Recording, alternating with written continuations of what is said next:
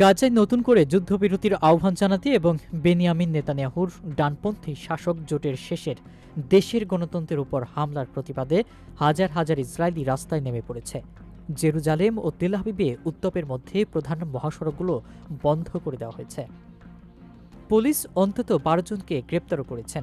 ক্যাম্পেইনরা বলছে প্রচারণা গতি ও শক্তি জোগাড় করায় আগামী দিনগুলোতে আরও বিক্ষোভ হবে বলে আশা করা হচ্ছে। নেতানিয়াহু অভ্যন্তরীণ নিরাপত্তা সংস্থার প্রধান রোনেন বারকে বরখাস্ত করার চেষ্টা করছিলেন, তবে প্রাণঘাতী বিমান হামলার ঢেউয়ের মাধ্যমে গাজে ২ মাস ধরে চলা যুদ্ধবিরতি ভেঙে দেওয়ার প্রধানমন্ত্রীর সিদ্ধান্ত বিক্ষোভকে আরও বাড়িয়ে তুলেছে।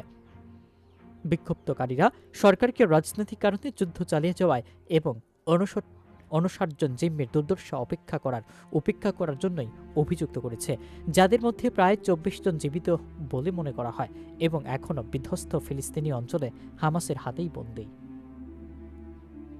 বার্দাস ইন আর্মস আন্দোলনের প্রধান নির্বাহী এইটান হার্জেল বলেন, এই সরকার এখন আবার যুদ্ধ শুরু করেছে নিজেকে রক্ষা করার জন্য। ইসরায়েলের জনগণকে বিরক্ত করে এমন বিষয়গুলো তাকে বক্তৃতা সরিয়ে দেওয়ার জন্য। সরকার সম্ভাব্য প্রতিটি স্তরে সব বৈধতা হারিয়েছে, তারা ব্যর্থ হচ্ছে। গত বুধবার হাজার হাজার মানুষের মধ্যে জেরুজালেম নেতানিয়াহুর সরকারি বাসভবনের কাছে রাস্তায় জড়ো হয়। অনেকেই গাজায় আটক জিম্মিদের সমর্থনে ইসরায়েলি পতাকা, স্লোগান সম্মিলিত প্লেকার্ড বহন করলেন। অন্যরা ইসরায়েলের অন্যান্য অঞ্চল থেকে মিছিল করার সময় ঢাকঢোল পিটিয়ে এখনই জিম্মি চুক্তি বলে স্লোগান দেন।